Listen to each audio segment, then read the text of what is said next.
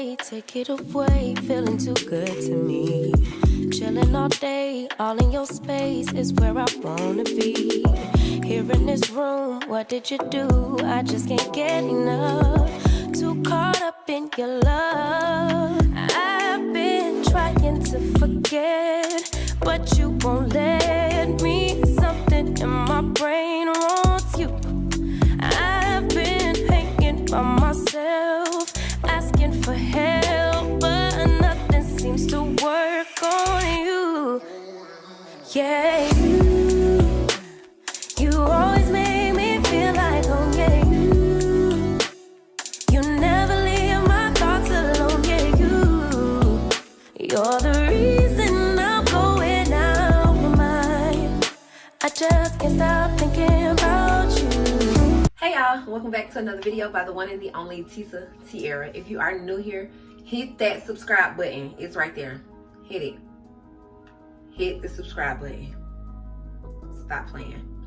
Told y'all last video, 41% of y'all is not subscribed and y'all watch. That's almost half. Come on now. Hit the subscribe button. Thank you, sis. All right.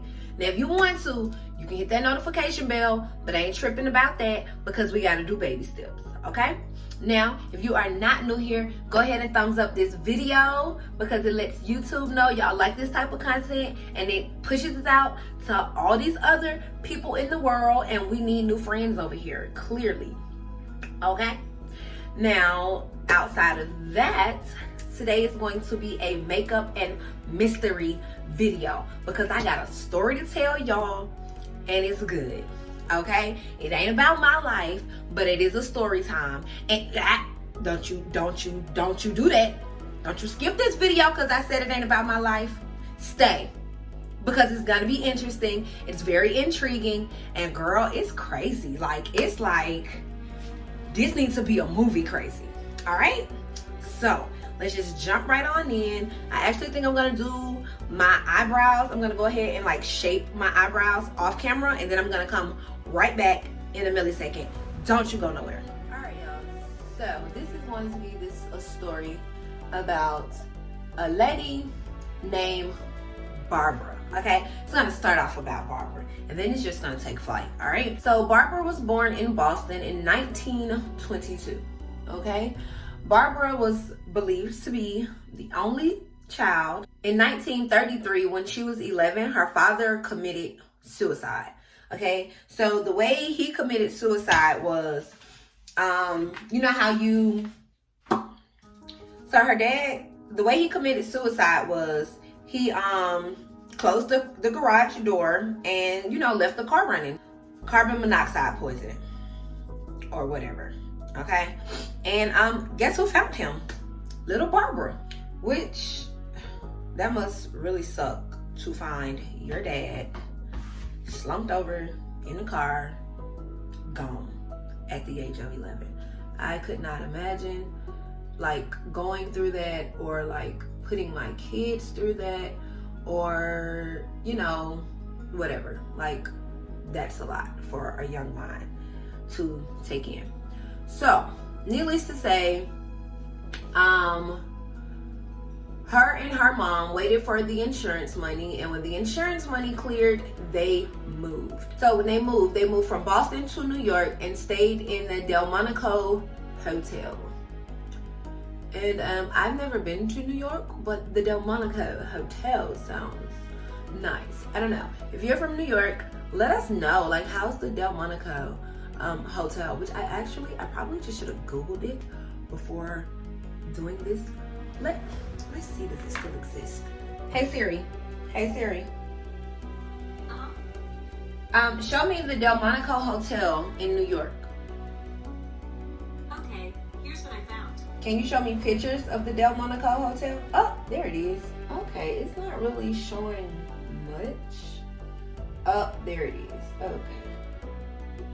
So, this is what the Delmonico Hotel looks like today. Nothing extravagant like I thought it would be. But nevertheless, that's where they stayed. The Delmonico hotel. So as she got older, she became a socialite in New York, which means you're invited to all of the fancy parties where all of the fancy people will be. And you're just able to make a name for yourself, which she did. Hold on. Let me get this together. Girl, I had to switch brushes because that brush, I forgot I had a new brush that's not new, but I just never used it, but it works so good. So, yeah, she did become a socialite, and, she mixed and mingled with a lot of people. And actually, while she was there, she became she became known as one of the top 10 most beautiful women in New York. So that really just kind of set her apart and made her stand out in a lot of ways and in a lot of parties and stuff like that while she was out in New York.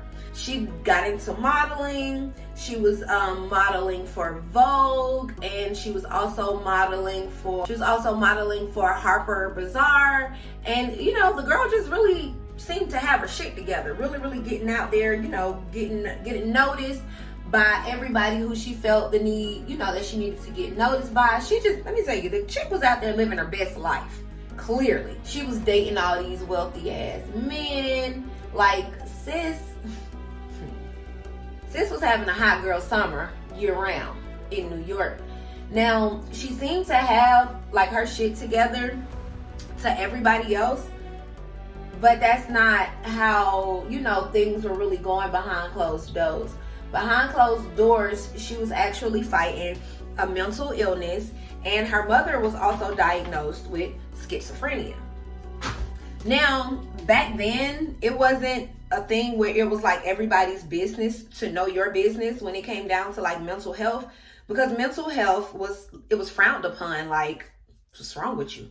You know what I mean? They didn't take it as serious as we kind of take our mental health today. So she kind of kept that under wraps. And then in the midst of all of this, she decides, hey, I want to pursue actually being an actress. Modeling is cool and all, but let's see how far we can really take this. So she decides that she wants to go to LA for a movie gig. By the way, if you're interested, the palette that I just used for this look is the 350. It's the 35S Sweet Oasis Morphe palette. How rude of me. So yeah, she's like, I'm gonna go to LA and I'm gonna see what happens when I go to LA, because clearly I got this New York shit on lock. So she goes to LA and she does not get the movie. She didn't get the movie role that she wanted, but that was cool because she ended up meeting a really cool chick down there she met a really cool chick in LA by the name of Cornelia Baekeland. So her and Cornelia Baekeland hit it off really good, and they became kind of buddies, they're hanging out all the time and everything like that. And so Cornelia decides, hey, you're single, I have a single brother, and I kind of want to play matchmaker. So she introduces her brother and Barbara. So the brother name is Brooks, okay? So Barbara and Brooks hit it off, but although they hit it off, after they decided to be in a relationship or whatever, shit got rocky, like it normally does, or sometimes does in relationships.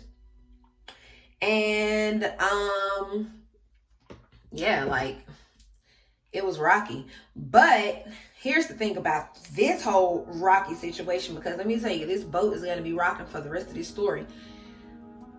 She finds out that Cornelia and Brooks come from moolah, all right? Major moolah. Their grandfather invented plastic. Did you hear me? Their grandfather invented plastic. That was a bit excessive. But yeah, Grandpa invented plastic, so they're still sitting on money to this day. You might want to Google them up, girl, and see where they at. So yeah, Grandpa invents plastic. Barbara figures this out, and Barbara's like, I see dollar signs. You feel me? Like, I'm about to secure the bag, period. So Brooks decide, in the midst of like all of this craziness that's going on in their relationship, he's like, I don't have time for it. I'm out of here. Deuces. And Barbara like, no, you're not, boo. Hit him with a pregnancy test. I'm pregnant. I don't even know if pregnancy test was even invented back then. Don't know. Maybe I should Google that too. All right. So she hits him with the pregnancy test, and she's like, you ain't going nowhere. Ain't no breakup. I'm pregnant. So back then, you know, it was kind of frowned upon to be pregnant and you weren't married and all of this stuff. So they goes and they jump the broom. After jumping the broom, little mischievous Barbara is like, psych, there's no baby. And this sends Brooks over the edge. Like, he's like, you know, you tricked me. So clearly there were no pregnancy tests, because if there was a pregnancy test, there would have been one taken and there would have been some results. But back then, I guess you just had to go off of their word. So Brooks get tricked into marrying her, basically. So sis secured her bag, okay? And like I said, you know, she's like, I'm not pregnant. I'm sorry. I lied. I don't even know if she apologized for it. Probably not, knowing her. So yeah, Brooks is pissed. Barb is happy. And then what they end up doing is they end up moving to the Upper East Side of New York. Now, while they're staying in the Upper East Side of New York, you know, they're living their best life. You know, they're partying, and your girl Barb is back in her element with partying and things like that. Now, the only difference is now Barb is becoming known as being like this rude little biatch that nobody really cares for anymore. Like, she's not really a fun time to be around.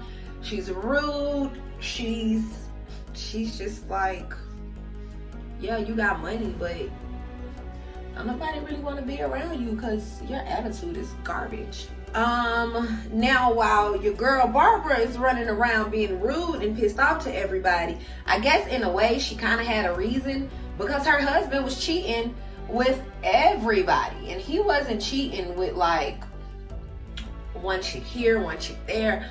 Like, the boy was really, really getting around. Like, he's really, really getting around. Now, in the midst of all of that, your girl Barb, look, our good sis who invented securing the bag, she ends up getting pregnant for real this time. And this time she gave birth to a little boy, and his name was Anthony. Not Anthony, Anthony, aka Tony. Tony was born in August of 1946. And in 1960, they decided, hey, let's pretty much, you know, like pick up our family and let's move to Paris. I don't know, you know, why they moved. I don't know if this was going to be a new start for them, you know, or what, but they picked up, they moved to Paris. Now, in the midst of them, well, while they're living in Paris, our bro Tony is having like a horrible childhood. Like, yeah, you know, he has a family that comes from money and everything like that, but his parents aren't really involved in, you know, like the growing up process of his life. So he had like nannies and housekeepers and all of this, but his parents weren't there. So, you know, that sucks. His parents rather, you know, party and keep up with like their socialite appearances and all of this. And little Tony just ended up, you know, he was an afterthought, basically. So when Tony turned 20 in 1967, he was like, I'm out of here. I'm grown and I ain't studying this. Y'all got this. You know what I'm saying? I'm out of here. So he moved to Paris. He moved from Paris to Italy. So while he's in Italy, he ends up finding, you know, a little boy toy, basically. He found a little. Now this boy toy was a guy named Jake Cooper, who was a Australian bisexual man. All right. Now Tony didn't really know about no bisexual lifestyle until he met Jake Cooper. So Jake and Tony, you know, they're living together and they're experimenting with drugs and, you know, all of this stuff. And Barb finds out about it. So they're living together, they're doing drugs and all of this stuff. And Tony realizes, I like men. Like, I can do this lifestyle. I'm digging this. And word gets back to his mama. Girl, she was in that car so fast on her way to snatch her son up because she was like, ain't no son of mine, baby, gonna be out here playing sword fight with other little boys. So she gets in her car. But before she gets in her car, she calls a friend. And she like, girl, Tony up to some mess. And I need for you to have your daughter packed and ready because I'm on the way. She gonna come live with us. So she goes and grabs up Tony. And after she grabs up Tony, she grabs up Sylvie. And Sylvie goes to move with Sylvie goes to move with Tony. But Tony's living back at home with his dad and his mom again. So yeah. Now it's about to take a turn again, okay? So now you remember the cheating daddy, right? Girl, the cheating daddy been tapping Sylvie. Alright? So he been tapping Sylvie. And Barb was like, you know what? You ain't shit. You ain't gonna never be it. I'm done with this. So they go ahead and they get a divorce. Barbara and Brooks go ahead and they just like, we done with this. Girl, why would they get a divorce? Sylvie married Brooke. Y'all, what? You married your son fake girlfriend. Because, and I say fake girlfriend because he was forced into that situation. But child, nevertheless, they get the hell on. Sylvie and Brooke get the hell on and leave Barbara to deal with Tony and, you know, his ways. So one day, Tony gets the balls to confront his mom. And he like, look, I like sausage parties. And I'm sorry, you know, if you don't like that. But it is what it is. And your girl Barbara is like, wrong answer. She not feeling that answer. She ain't feeling it at all. So Barbara's like, I got money. So I'm just gonna be hiring prostitutes and you gonna sleep with them. Didn't work. Yeah, didn't work. Tony's like, you can hire whoever you wanna hire. That ain't my business. I don't want them. I still want a man. So yeah, Tony's like, I still want a man. So Barb is now contemplating like, what can I do to make my son not want to be with men? She comes up with this brilliant idea that is just not that brilliant, but it was brilliant to her, so we'll let her have it. She comes up with this idea that she's going to sleep with her son. Because she's like, I used to get around. You know, my husband ain't the only one who was out here bagging. You know, I got that bum love for you, player. She decides she gonna pull out the R. Kelly 12 play on her son, which is very disturbing. And, you know, she had a sexual relationship with her son for quite a bit, all right? Which caused his issues to flare up. Now, Tony also battled schizophrenia, and his dad didn't want to like get him help or anything like that with it, because like I told you before, it was kind of like shined upon. So they just never got the boy help. But with everything that's going on, you know, it's getting worse. Like, and you can't blame him. You know, he just out here trying to live his best life, and you just trying to force yourself or force him into a lifestyle that he clearly does not want or care about. Yeah. So, you know, his problems are flaring up. Now he decides, I'm still gonna have my boyfriend. I don't know what my mama talk about. I don't really care what my mama talk about. I'm gonna be out here in these streets and I'm gonna be doing me. So he goes out and he gets him a boyfriend. Girl, the mama, not only did she sleep with her son, she had a threesome with the boyfriend. The boyfriend and the son. Girl, Tony is all screwed up at this point. Like, if he wasn't screwed up before, he's definitely screwed up now. He's definitely screwed up now. So screwed up to the point that he murders his mom. He stabbed her. He stabbed her to death. Although, like, he didn't stab her a lot of times. It only took, you know, a few times for him to do what he needed to do. But he stabbed her to death. And, you know, he basically waited for the police to get there and was like, hey, I killed the bitch. She was crazy.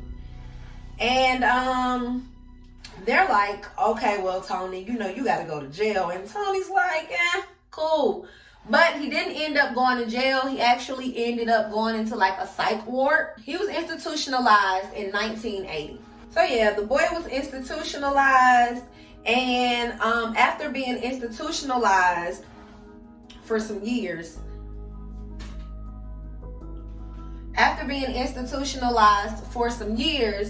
the psych ward was like, hey, you know, he seems to be doing better. You know, we're just gonna go ahead and we're gonna let him go. So at the age of 33, they released him. But, you know, he couldn't go to his dad because his dad had basically disowned him. His dad was like, I don't want nothing to do with this crazy boy. You know, he crazy. He got all this other stuff going on. I don't have the patience for it. So he didn't have anywhere else to go. So they released him to his mother's mother or whatever. So he goes there. So he goes to his grandmother, who really wasn't too fond of him.